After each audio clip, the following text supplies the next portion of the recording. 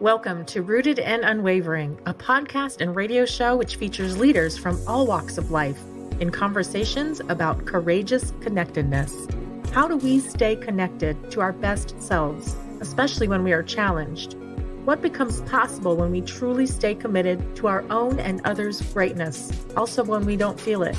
Join host Hylke Faber, transformational coach, facilitator, and award-winning author of Taming Your Crocodiles, and his guests as they explore leadership greatness in today's episode of Rooted and Unwavering. Well, welcome to Rooted and Unwavering, broadcasting live from Phoenix, Arizona, where we help people and leaders connect more deeply to their innate potential. I'm your host, Hylke Faber, and this is already our 10th episode. And I'm here today with John Rex, former CFO of Microsoft North America and currently executive coach. Hi, John. How are you today? I'm doing great, Hylke. Thanks for having me. Happy to be here. It's so good to be with you and an honor to sit with you. I always am admiring you and thinking of you, especially when I go through challenge, thinking about how could I access a little bit more of the strength that John demonstrates in everything that he does. That's how you come to mind. So before we go into conversation with you, John, I'm going to say a bit more about this podcast series and also about you. So first about this podcast series, Rooted and Unwavering. It's called Rooted and Unwavering because this is a series of conversations with leaders from all walks of life to think about what is it like to connect more deeply to what we're truly made of, our best selves, our better angels, and try to figure out how we access that, especially when things don't go the way we want them to go, which we could say are learning moments, but are not always seen that way. And in the last 9 episodes, we've been hearing from different people about their perspectives. And today we'll be hearing from John Rex. As I said, John was a former CFO of Microsoft North America, also worked at other blue chip and amazing companies. He is currently an executive coach to senior leaders, which he helps one-on-one. And his coaching style is marked by compassion, courage, curiosity, and I think a lot of expertise and perspective and helping people to really become interested in the joy of discovering more of what they're truly made of. You're also a husband and a father of 4. Tell us in a second how many grandchildren there are, because I have lost count. I know that you enjoyed them tremendously. You worked worldwide and also in Latin America for 12 years, in Latin America itself for 12 years, I believe. You deeply value diversity and inclusion. I also read that in the articles that you contribute on Forbes. I highly recommend those articles. They're beautiful pieces of leadership. I find them very actionable. And besides all of these things, family, spirituality, and community are central to the way that John lives. When he's not working one-on-one with senior executives, he cycles, skis, and plans the next adventure with his family and friends. So, John, I'm so happy you're here. I think of you as a man with such a big heart, such kindness, such intelligence, such curiosity, and such perseverance. Welcome. So, thank you, Hylke. Those are such kind words. I appreciate it. And yes, I do love our grandchildren, and we have 8 of them. So we're now up to 8. At least when I checked this morning. I'm sure there'll be more on the way soon. We're a very prolific family that way. That's great. That's wonderful. And I hear from you that you connect often with your family. Is that right? We do. Yeah. In fact, this year we got all 18 of us together twice. Once in July. We got together for a week, and then we got together again now at Thanksgiving for a week. We feel very blessed because all of our kids and their spouses love each other. Our grandkids love to play together. So it's always a good time. We really don't tire of one another. And it's always a sweet, sad parting moment when people have to go back to their different homes. But we're enjoying it while we can and just love those times together. Fantastic. I can just sense it. Thanks for sharing that with all of us. I think we get a sense of what that's like to be in the Rex family. gatherings from the way you're talking about it. So tell us a little bit, John, if you like, and if you can, about connectedness, in your life and leadership. So what have you been learning about connectedness in your life and leadership? Yeah, it's such a good question. I love it. When I think about connectedness, there are two primary ideas that come to my mind. One is the connectedness at the very deepest human level. And I sincerely believe, and I carry this in my heart, that all of us humans, we're here on the planet to help each other. I really can't think of any other long-term reason why we're here on this planet other than to help each other. And when I talk to executives at all levels, and really throughout my almost 60 years of life, I consistently hear people tell me that what matters most to them, like if you really kind of pin someone down and say, like, what is your purpose in life? What is your higher purpose? Or what do you want your higher purpose to be? Virtually everyone will say, I want to help others, and then fill in the blank. I want to help others. And I think that is an innate desire, an innate gift and talent that we have. We sometimes tamp it down with our own selfishness. I know that I do that. But it's there and it's alive if we will just let it flourish.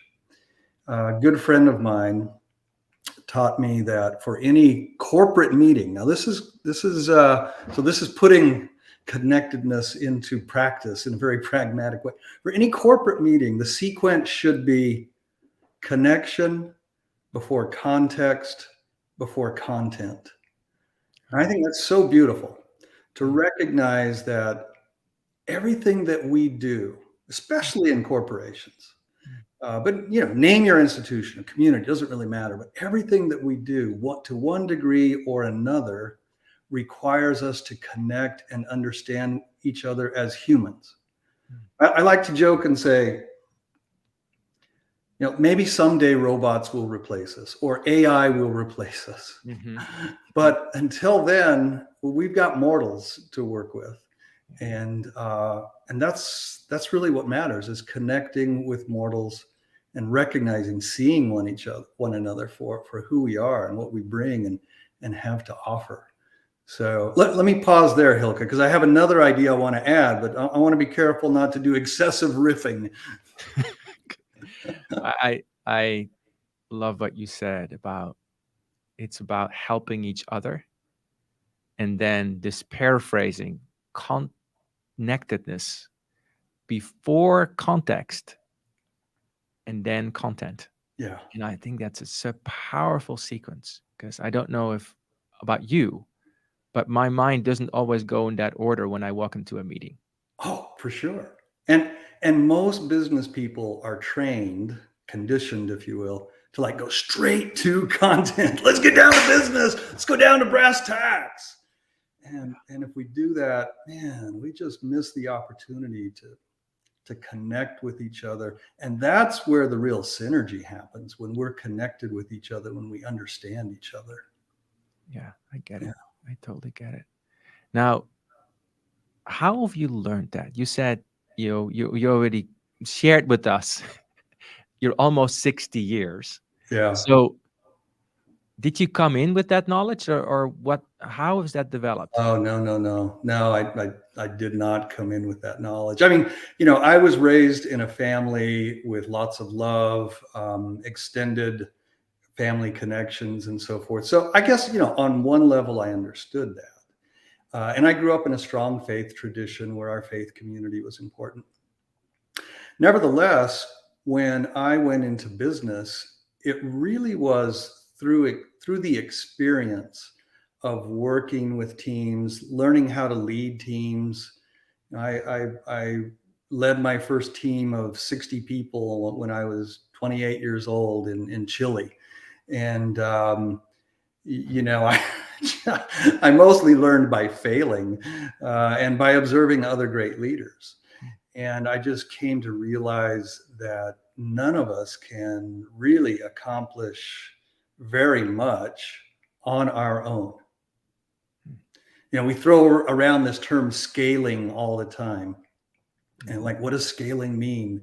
And, a quick answer might be, well, getting work done through others, but it's much, much more than that. It's like harnessing the power of a great variety and diversity of talent and perspectives and life experiences, and bringing to bear everyone's brilliance, everyone's genius to problems. And let me say one more thing at the danger of going on too long. This book, Sapiens, and I should remember the author's name off the top of my head, but I don't. But he talks about how the great power of sapiens, Homo sapiens, is actually not our intelligence, although that's the first thing that might come to mind. It's like, yeah, we're smarter than the rest of the animals.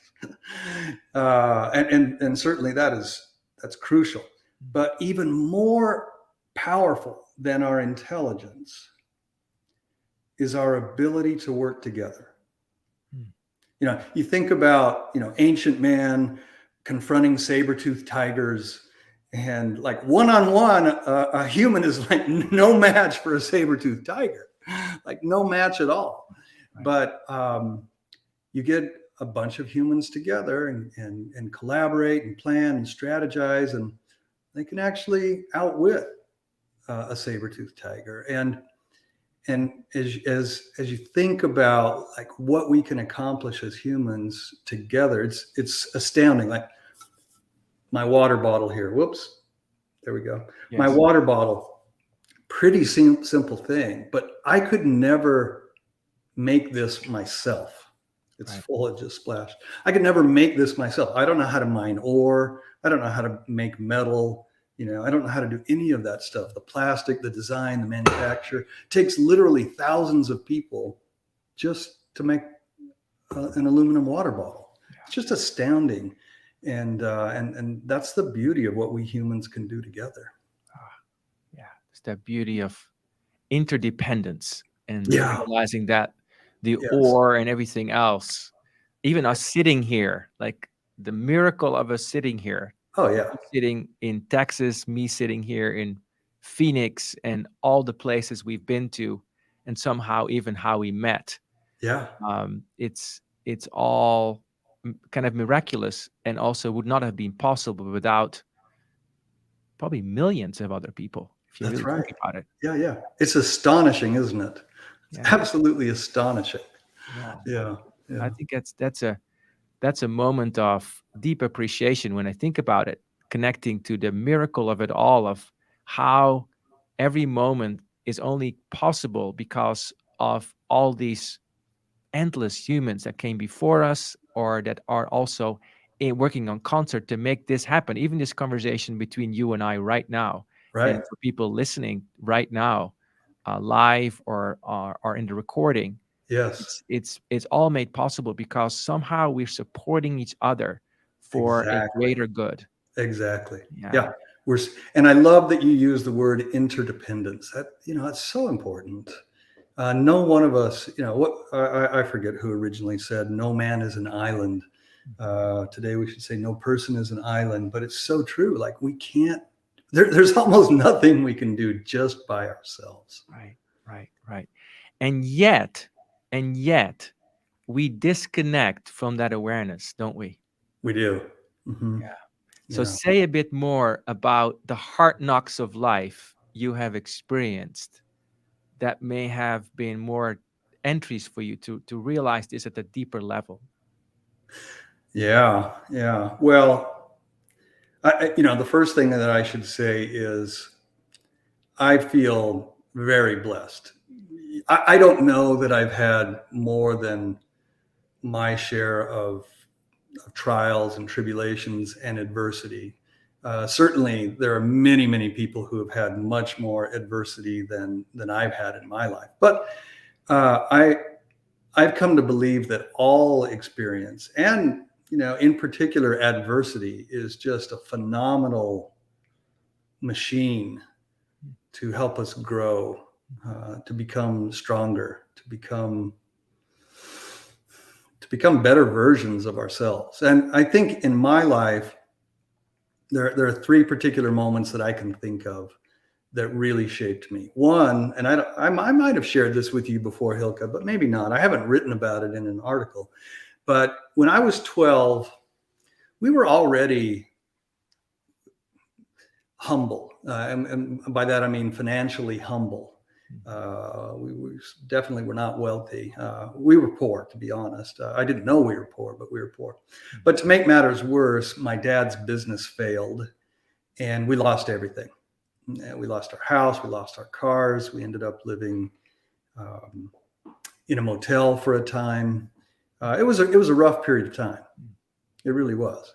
And yet I look back on that time now, and that ended up being kind of my growing up adolescent years that I really had flourish or blossom within me a recognition that I could be self-authoring, notwithstanding our interdependence, but I could be self-authoring. I didn't need to allow things to happen to me. I could practice self-authorship, proactivity, and respond to circumstances. And so I became really focused on trying to do well in school and land a good job and those kinds of things, so that my hope was that my family, the family that I would eventually have someday, wouldn't have to endure some of the difficulty that I had as an adolescent. Now, in a way that was very misguided, because you can't deprive people, especially your own children, of their growing experiences and the adversity that they might have. Yeah. Anyhow, that was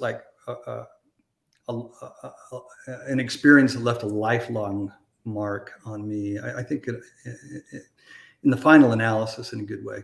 Can you pause on that one for a second? Yeah. And I want to hear about the other two. Yeah. I am very curious, because I'm just imagining John Rex living in a motel with his family, in his teens, somewhere, and then somehow finding the wherewithal to discover something about self-authorship. Mm-hmm. So do you recall that time, and what happened in you? Because that is a challenging transition to make when everything around you just crumbles. So my answer is very genuine and slightly cheesy, but it's my experience, so I'll share it. In those days, so this was late 70s, early 80s, my dad was trying to start a new career in real estate. And somehow he got plugged into a bunch of, I'll call them motivational programs on cassette. These were very common back in those days. Mm-hmm. And we'd be on road trips. My dad would plug in some of these cassettes. He was trying to jazz himself up to do well in his newfound real estate career. But I was in the backseat listening to this stuff, and I just thought, oh man, there is a lot here to learn and to understand. And I began to embrace principles. And I'll share one with you right now. I remember one of these guys on one of these cassettes, he said, the definition of success, and by the way, I haven't found a better definition of success than this one. He said, the definition of success is the day-by-day realization of goals that are important to the individual. Say that again. I think that's so beautiful. Yeah, it really is beautiful. He said, success is the day-by-day realization of goals that are important to the individual. So as opposed to money, power, status, cars, big houses, properties, influence, it's no. What matters to the individual? And what are the goals that they set? And this could lead us on a very beautiful conversation around core values and honoring our core values and living our life in a way that's congruent with core values. But that statement, among many others, just helped me to realize, okay, I don't have to be a victim, to use kind of a strong word. I don't have to be a victim of circumstance or environment. I can step into my personal leadership, recognizing my dependence on others, recognizing my dependence on God, which for me, and I know for millions of people, is an important dependence to recognize, but recognizing that we have the power to act and not just be acted upon. The power to act and not just be acted upon. That was a lightning bolt to me. And it set me on fire when I was about 13 or 14 years old. Power to act and not to be acted upon. Yeah. That's, as a 13-year-old in the back of that car, listening to that cassette that your dad was playing as he was trying to get his life together and afresh, anew in real estate. Yeah. That's so inspiring. Yeah. Okay, so you said there were 2 other experiences. So let's continue with those that taught you. Yeah. So here's another one. I'll fast forward a couple of decades, maybe 3 decades. And, I had a fairly successful international career in finance.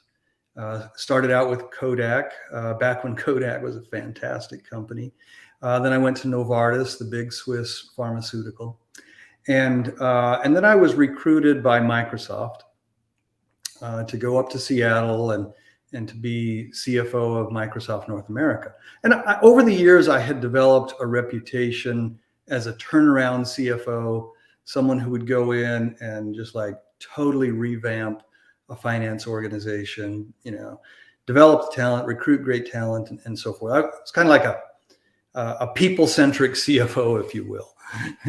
And honestly, I always felt a little bit like a fish out of water in finance, because what I loved more than anything was building fantastic teams that would develop and deliver big business impact. That's what I cared about. Anyhow, I joined Microsoft, and I was 42 at the time. And the recipe, I'll call it the recipe of success that I'd been using in my career up to that point, had worked very, very well. And it had led me to this great opportunity that I was super excited about. So I joined Microsoft, and I began executing my recipe, my plan, my tried and true plan. And it worked pretty well for about a year, or at least so I thought.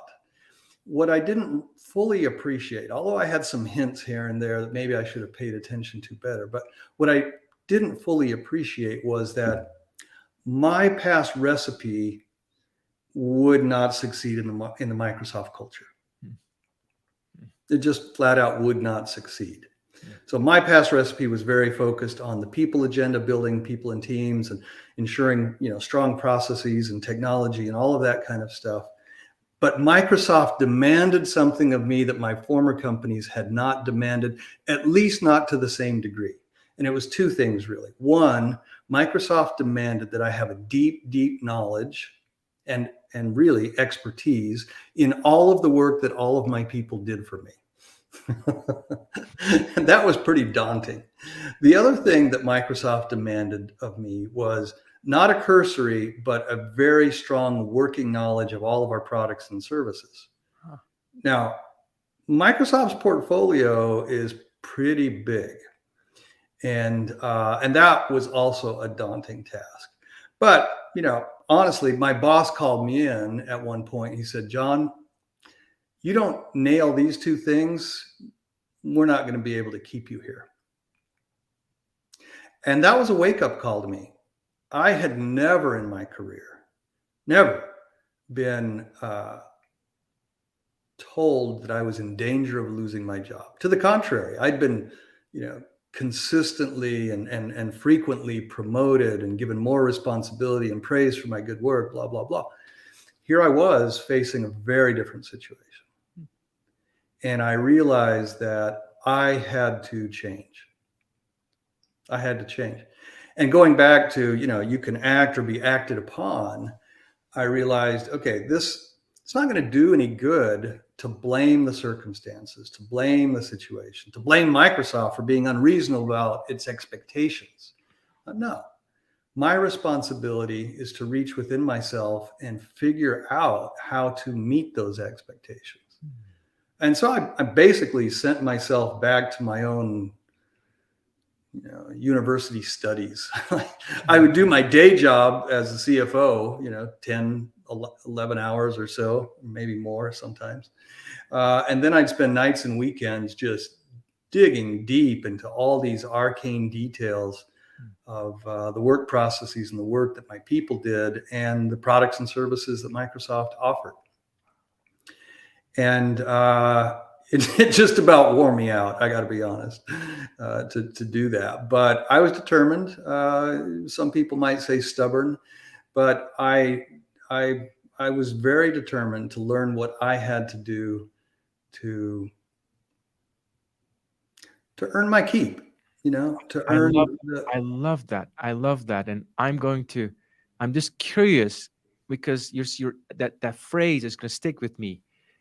I had to dig deep in myself to meet the expectations, not blaming, not victim, not like Microsoft is this, like, I'm just paraphrasing, this is mad. Yeah, right. How can they expect this of me? I'm thinking, you in your early to mid 40s, that's a lot of time in career already. You've earned your keep, you earned your like stripes, you could say, and there you are being told, it's not working. Right. And yet you are willing to look inside of yourself, to dig deep inside of yourself and spend all that extra time. It doesn't sound like it was a vacation. It would sound like a real rigorous exercise. So before we take a break, I would love for you to speak a little bit about what motivates you then to keep going and to do that, because I know many people would at some point on that journey get off the train. Yeah, I think it's different for everyone. In my case, something that I've gradually learned, and I underscore the word gradually, something that I've gradually learned is the importance of trying to live my life in congruence or in integrity with my core values. And for me, a big part of that is honoring family, honoring my faith, honoring my God, honoring the people that I work with and that I work for. And so Stephen Covey, now passed away, of course, but he once said, be sure that the ladder of success that you're climbing is leaning against the right wall. You don't want to get to the top of that ladder and discover, oh, dang, this wasn't the right wall. I've been climbing the wrong ladder. And so I think for me, what has consistently fueled me, I'll say it that way, fueled me, fired me, sparked me, motivated me, inspired me, is a vision of not of money, prestige, or influence or title or whatever. What has consistently fueled me are the values that I hold dear, and trying to make sure that I'm moving in the direction. So in this particular case, it was like, I can't let this company down. They hired me. They put their faith in me. I can't let my family down. They're depending on me to provide for them. I can't let myself down. Like, doing good work for the sake of good work is important to me. It's like, I can't let myself down. So there was like, it never crossed my mind, oh, I'm going to hit the eject button and just get out of here. This is like the wrong place for me. These people are ridiculous. This is never crossed my mind. I just felt fueled by, okay, how can I don't think I consciously asked myself this question, but the real question was, how will I be able to look back 10, 15, 20 years from now on this moment in time and feel like I acted in a way that would produce peace in my heart and pride in my actions? That's a beautiful place to pause today. How can I act right now in a way that will provide peace in my heart and pride in my actions when I look back?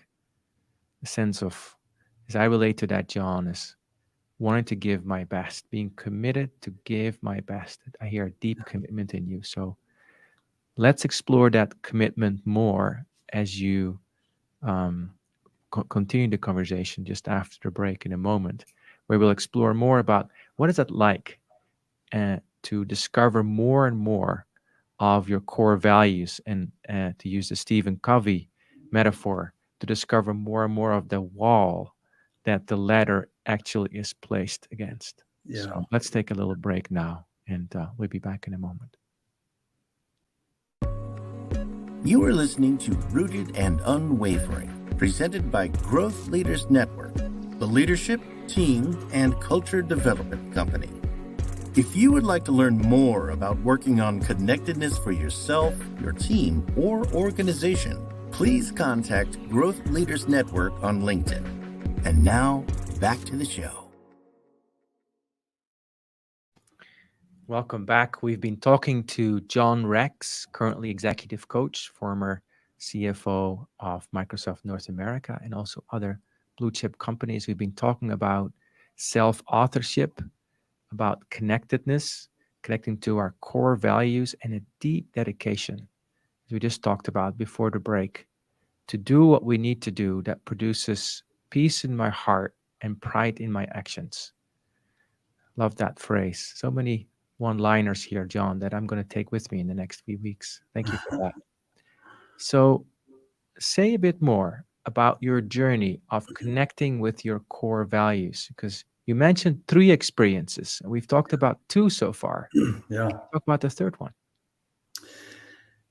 Yeah. The third experience was very unexpected, super unexpected, but I think vital to my life's journey, absolutely vital to my life's journey. So I was working as a CFO, and I'd been doing that for years. And as I mentioned, I was a people-centric CFO, and just loved building teams, coaching, mentoring people, and so forth.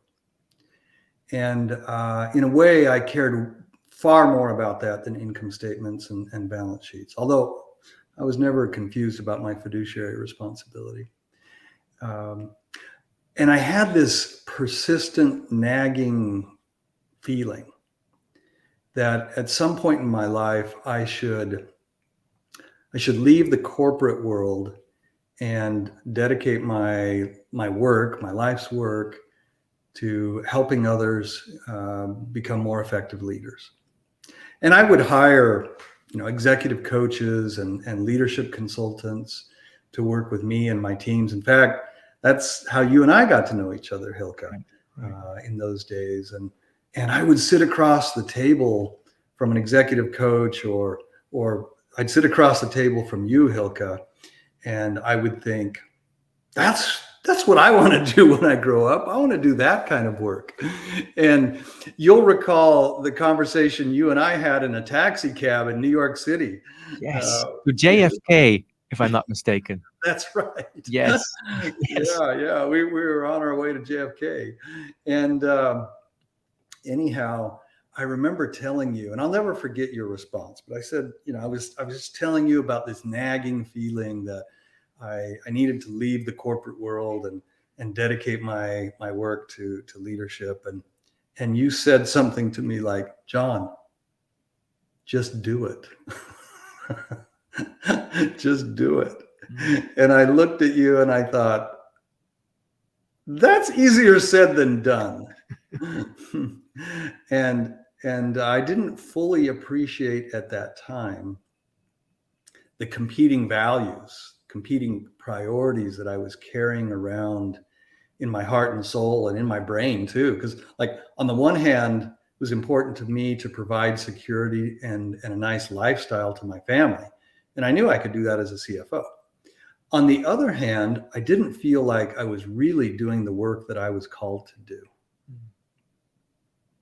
And so I carried around this, sometimes it's called polarities, right? You got something on one pole, something on the other pole, and there's this dynamic tension going on. And I carried that around for a long time.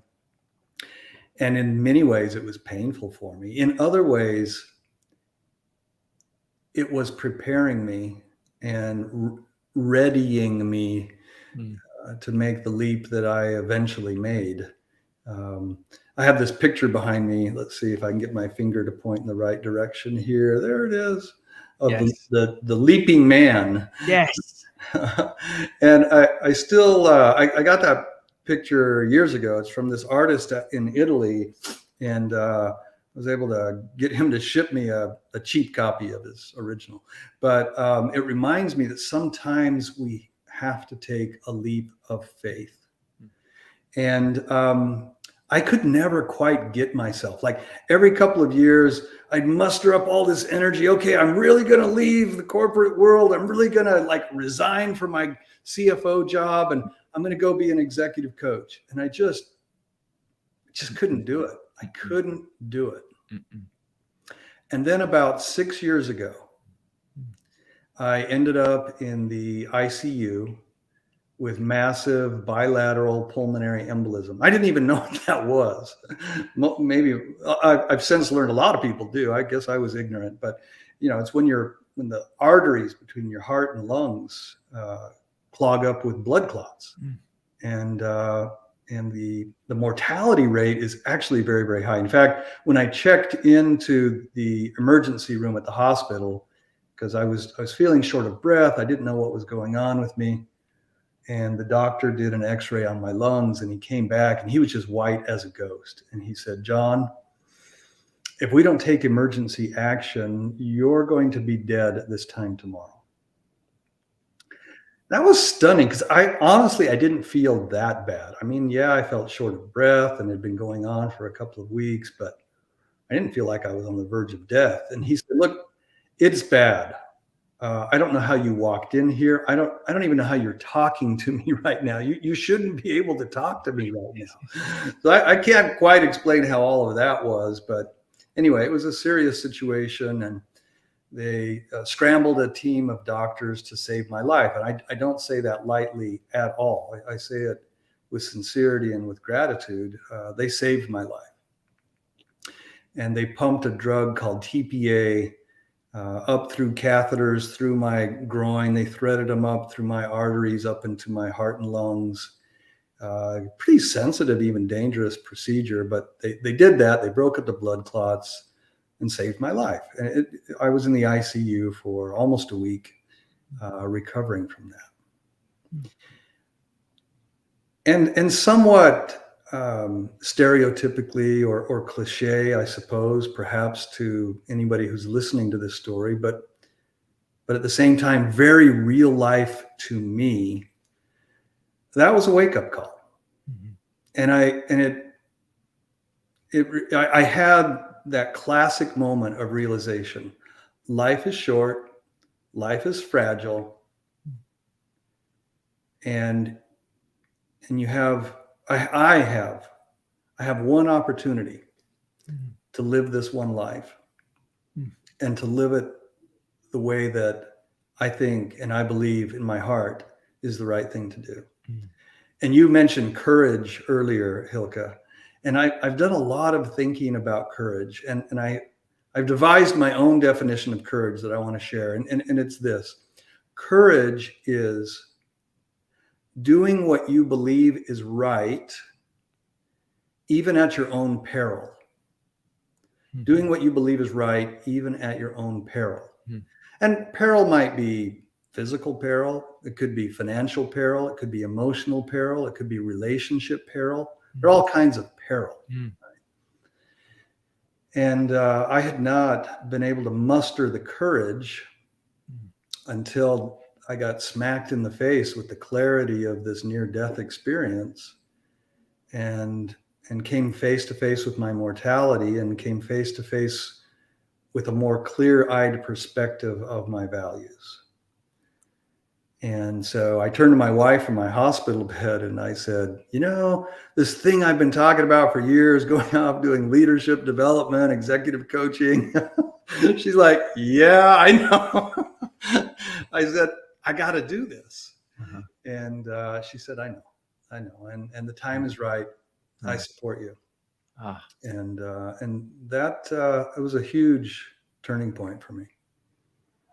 Wow. The leaping man who jumped out of the emergency room with clarity. And that is just amazing to me to hear you describe that story, and the clarity, and also the honesty about the competing priorities and not quite knowing how to align them, right? And then your definition of courage is to take the leap, to do what you know is right at the expense of, at peril of losing what you value, like whatever it might be, right? What you also value.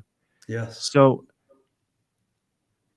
I find myself listening, and I'm imagining people listening to this story, and it seems to be in the human life and leadership life, we all walk into those challenges, those invitations, where somehow we know what's right, but we're not quite ready. We're not quite ready, and we stay on the side of not ready. And we can stay on the side of not ready for our entire lives. And as you said, our life can be over. Like tomorrow, your life could have been over that next day. Yeah.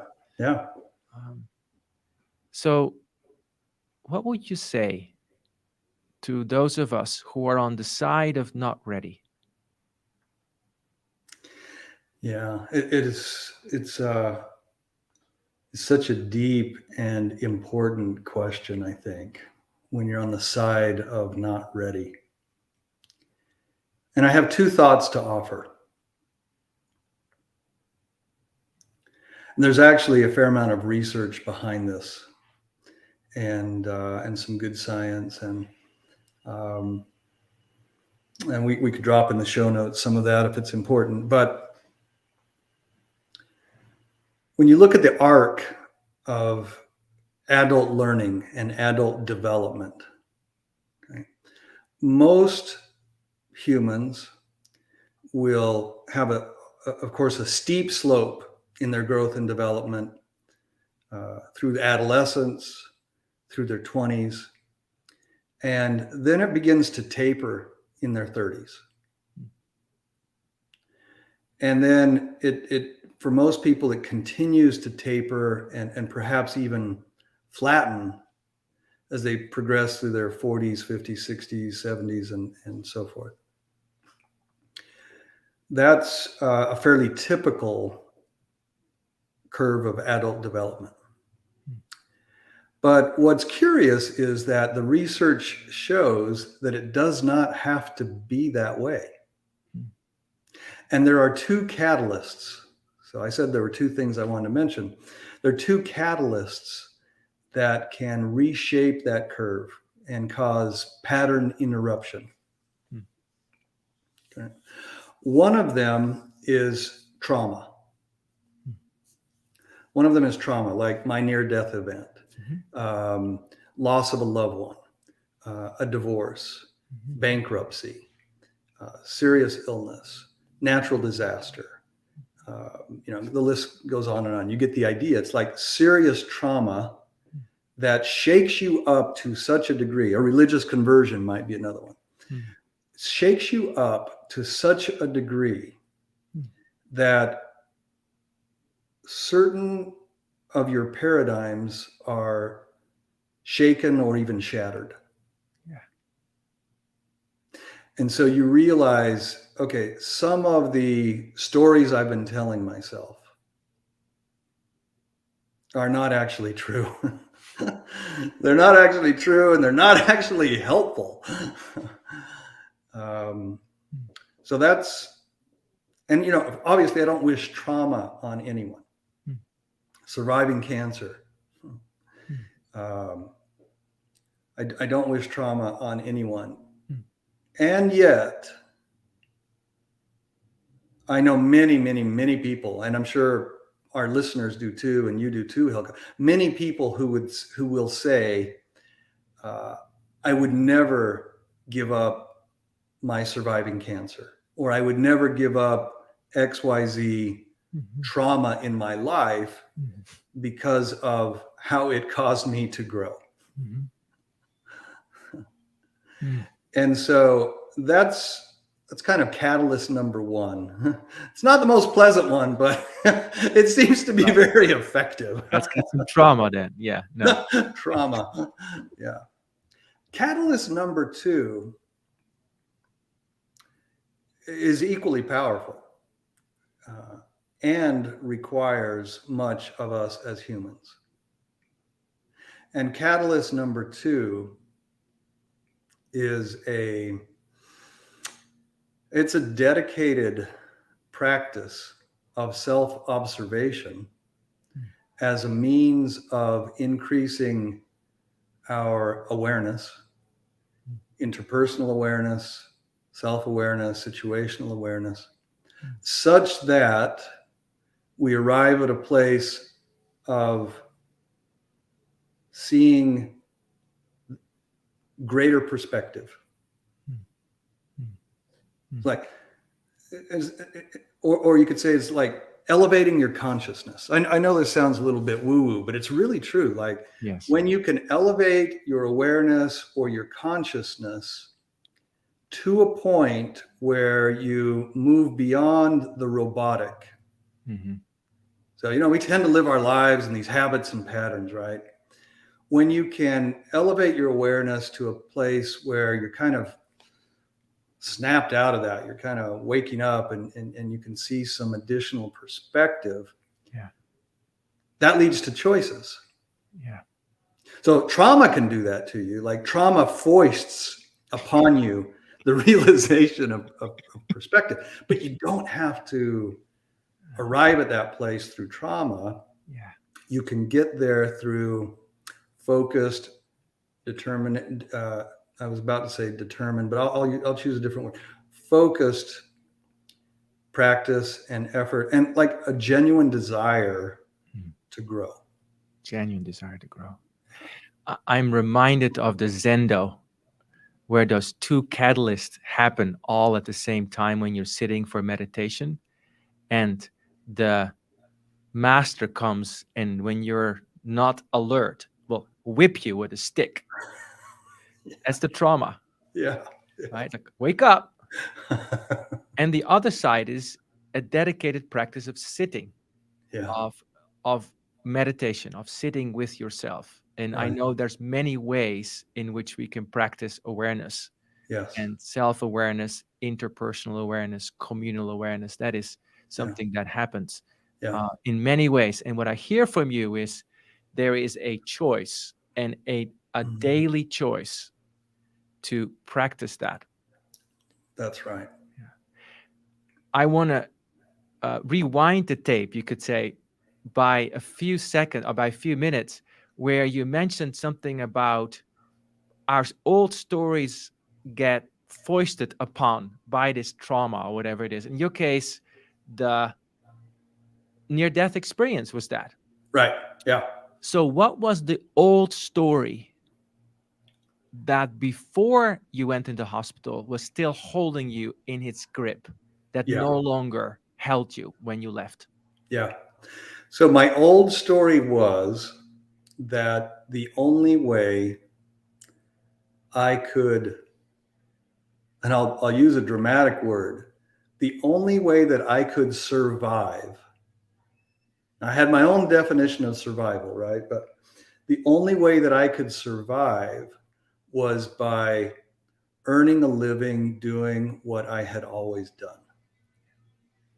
That was the old story.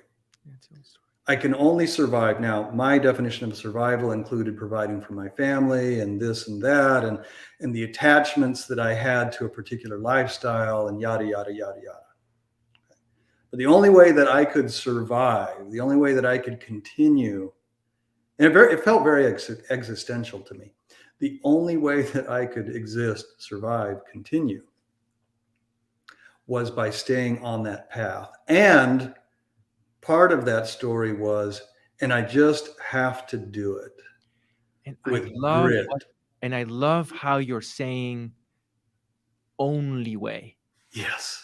because that Yes. often is a telltale, right? When our Yes. mind says, this Yes. is the only way, fill in the blank, to Yes. be happy, to Yes. be loved, to be fulfilled, to find resources, to find shelter, to be healthy, Yes. whatever it is. Yeah. Bingo. That is a telltale. It's like, Yeah. It's a wall that's talking. It's not necessarily reality. Let's take a look what's beyond that wall. Exactly, Hylke. Exactly. You nailed it. And that idea that there's only one way is a symptom to pay attention to, because what it's telling you, if you'll pay attention to it, is that you're caught in habit and pattern. You're in a reactive, robotic, reflexive state. You can't see your choices because you're not awake to the perspectives and choices that are out there. They've been there all the time. You're just not awake enough to see them. Right. You're not awake, not alert enough. Bam. Yeah. Alert. Yes. To alert, see conscious, aware. They're here. We're not seeing them. Yeah. We're not seeing them. Yeah. So then you left the emergency room and you talked to your wife. And what was the new insight? And what did that feel like? When the old belief had gone, or had it gone? It didn't disappear like instantly, but it was, I would say it was overwhelmed or overshadowed by a new belief. Uh-huh. And the new belief was, and I'll kind of funnel it down. First, John, there is a universe of options out there for you. John, you've been given gifts and talents. You can employ them in many different ways. John, you are not alone in the universe. You don't have to rely on your own genius, your own wit, your own intellect. You can call upon, and I'm a religious man, so I will say you can call upon God. If you're not religious, maybe you believe in a higher power or something like that. If you're completely atheist, well, maybe you still believe in some energy in the universe, and we humans can draw upon that. And I just realized, man, there's so much that is possible. And it's my responsibility. I'll underscore that word, responsibility. Like, it's my responsibility to look at those options and choose the path, make the choice that is most aligned with what I feel in my heart is right, what I believe is right, and trust that it will all work out. That might be the hardest part of all, right? Like, that's what the leaping man is doing in my pictures, like trusting that it will all work out and that every experience we have moves us closer to the divine. Trusting that it will all work out, and trusting that every experience will move us closer to the divine. Right. Now, let me be very frank with you. Yeah. As I always am. I'm with you the entire way. And I can imagine, and so that the awareness, the choices, the responsibility for taking the choices, the opening up to bigger possibilities of you could say opening the kimono to actually life, right? All that. Yeah, right. And then we get to trusting, man, that I find challenging. Oh yeah. Oh So yeah. tell us a little bit in these last few minutes here. This is a whole other hour that we need to talk, but It's tell us a fully. little bit more about the trusting, because that is such a powerful antidote to everything that keeps us imprisoned in these old survival stories. Yes. Well, you're right. This could absolutely be a conversation for another hour, definitely. And I want to keep my response as the best word I can come up with is agnostic. I want to keep my response as agnostic as I can, so that it is, I hope, received by people of all persuasions. But my experience has taught me that life is its own journey with its own rewards.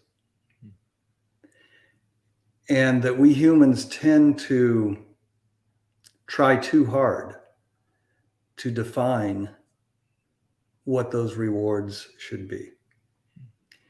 And we don't trust enough that the journey itself is its own reward.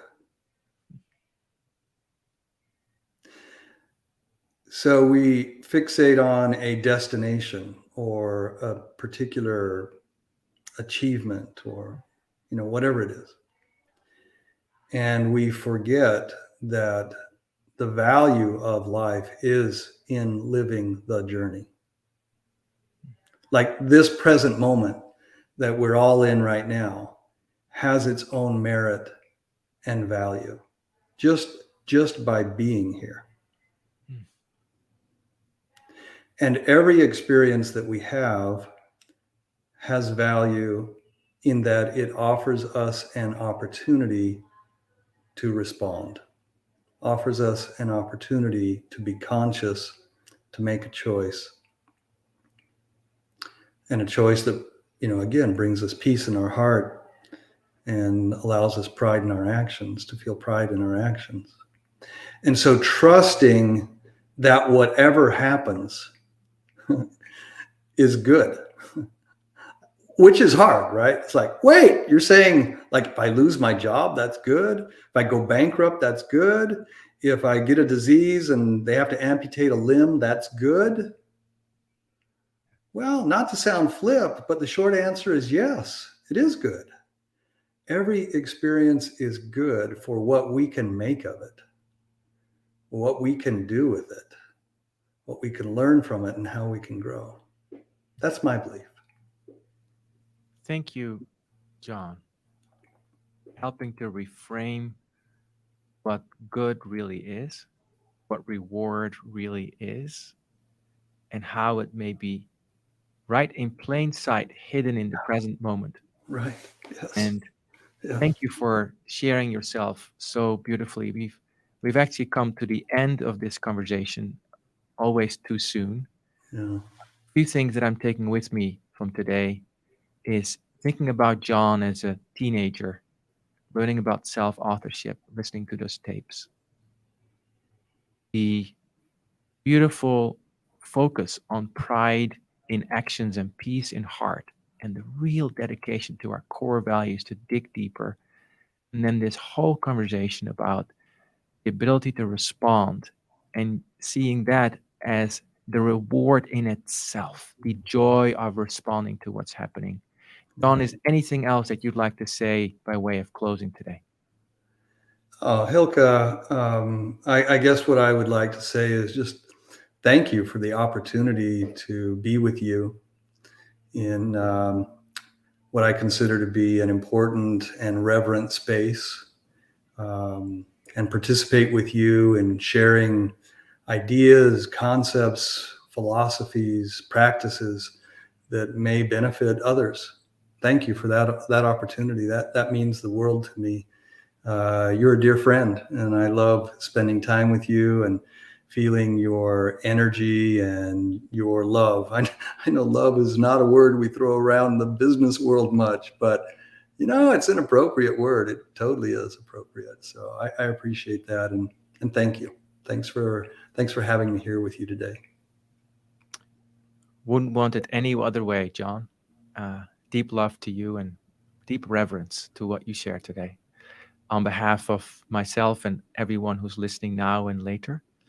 So we've come to the end of this episode of Rooted and Unwavering with John Rex, former CFO of Microsoft North America, currently executive coach, who does amazing work with executives in different organizations. So look him up. We'll be here again next week, same studio, working and listening with Pradeep UN, who is the inventor of the online platform Truths and Insights, which is about bringing connectedness at scale. He's a senior director at Microsoft. I look forward to that conversation with him. An amazing, another inspiring person that we can learn from. And if you want to engage more actively in conversation, we can also find us on LinkedIn. We have monthly GLN community dialogues, and we'll continue this conversation. And of course, also look for John Rex on LinkedIn and see how you can connect with him if you'd like to. So this was it for today. It was wonderful to be with you.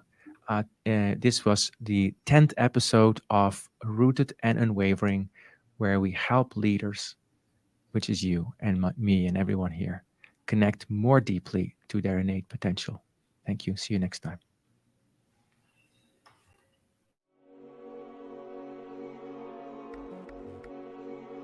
Thank you for joining us in today's episode of Rooted and Unwavering, leadership conversations about courageous connectedness, presented by the leadership development company, Growth Leaders Network. To learn more, subscribe to this podcast, connect with Growth Leaders Network and Hylke Faber on LinkedIn, or read Hylke's award-winning book, Taming Your Crocodiles. Now take a moment and appreciate something that is great about you. Celebrate the gift that you are and enjoy connecting more deeply to your best self today. See you next time on Rooted and Unwavering.